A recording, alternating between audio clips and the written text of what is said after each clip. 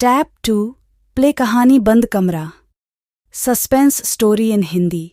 जैसी ही राहुल की आँख खुली उसने पाया कि वह एक बंद कमरे में है जिसमें बहुत सन्नाटा छाया हुआ है और कमरे के चारों ओर 4 दरवाजे हैं, लेकिन चारों भी बंद हैं और वह अकेला इस कमरे में कैद है।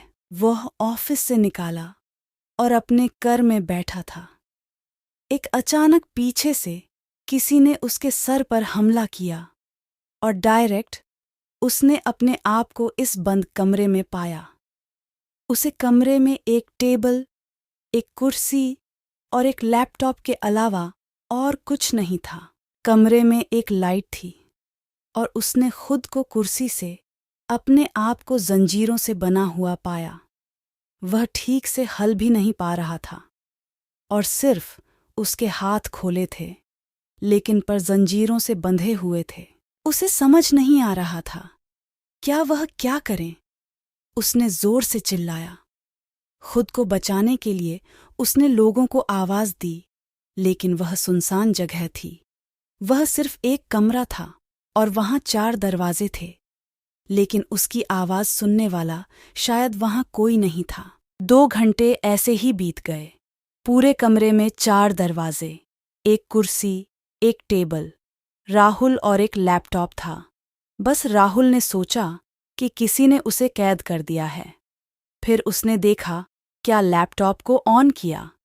लैपटॉप ऑन हो गया, लेकिन लैपटॉप में सिर्फ 50% ही चार्जिंग थी। राहुल ने लैपटॉप की फाइल चेकिंग तो उसमें एक फाइल थी, लेकिन अचानक उसमें एक वीडियो कॉल ऑन हो गया जिसमें एक रिकॉर्डिंग वीडियो था।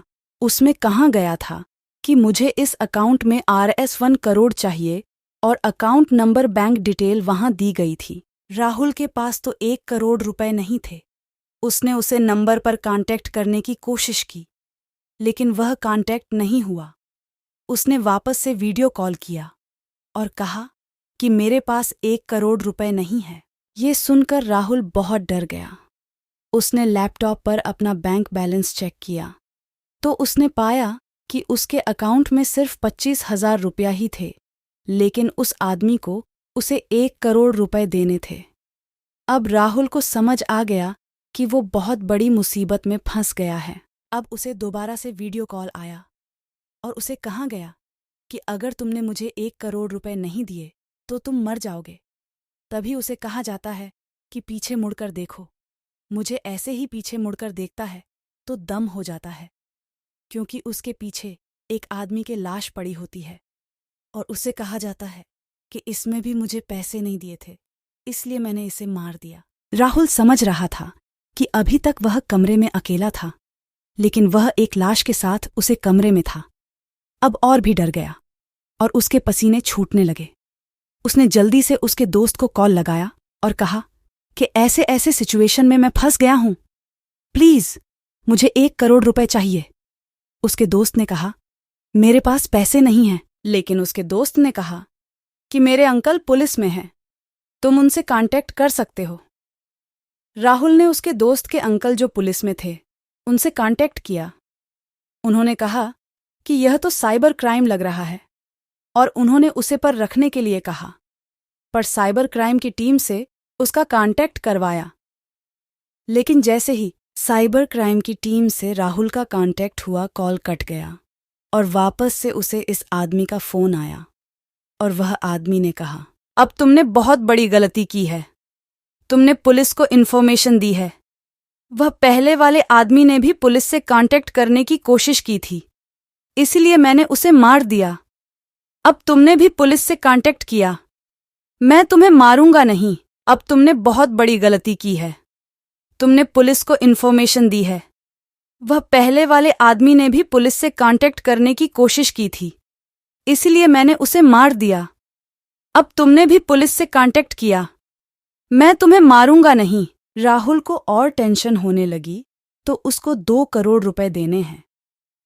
अब उसे वापस से साइबर क्राइम वालों को फोन आया, लेकिन राहुल ने कॉल डिस्कनेक्ट कर दिया, क्योंकि उसे लग चुका था कि होना हो आदमी इसे जरूर कर रहा है। पर यह देखकर राहुल ने थोड़ा अकालमंदी से कम लिया। थोड़ी देर में उसे आदमी का कॉल आया। उसे आदमी ने कहा कि तुम्हारे पास 2 रास्ते हैं। मैं तुम्हें 10 लोगों के बैंक अकाउंट की डिटेल देता हूं। तुम उनसे हैक करके उन सभी के अकाउंट से 20-20 लाख रुपए मेरे अकाउंट में डालो, जिससे कि 2 करोड़ रुपए पूरे हो जाएंगे। ये दूसरा तरीका है, या फिर तुम अपने अकाउंट से मेरे अकाउंट में 2 करोड़ रुपए डालो। राहुल ने कहा, मैं दूसरों की अकाउंट से पैसे निकाल सकता हूं। यह तो इलीगल है उसे। आदमी ने कहा, मुझे पता है कि तुम ये कर सकते हो, क्योंकि तुम जहां काम करते हो वहां पर तुम्हें यह सिखाया जाता है कि कैसे लोगों के अकाउंट से पैसे निकाले जा सकते हैं। राहुल बड़ी ही होशियारी से कम लेता है और लोगों के अकाउंट चेक करता है, लेकिन वह जानता था कि यह काम करना गलत है। वह कोडिंग करता है और कोडिंग में अपना मैसेज लिखकर क्राइम ब्रांच को देता है और साइबर क्राइम को उसके लोकेशन सेट करवाता है। साइबर क्राइम का ऑफिस नज़दीकी होता है।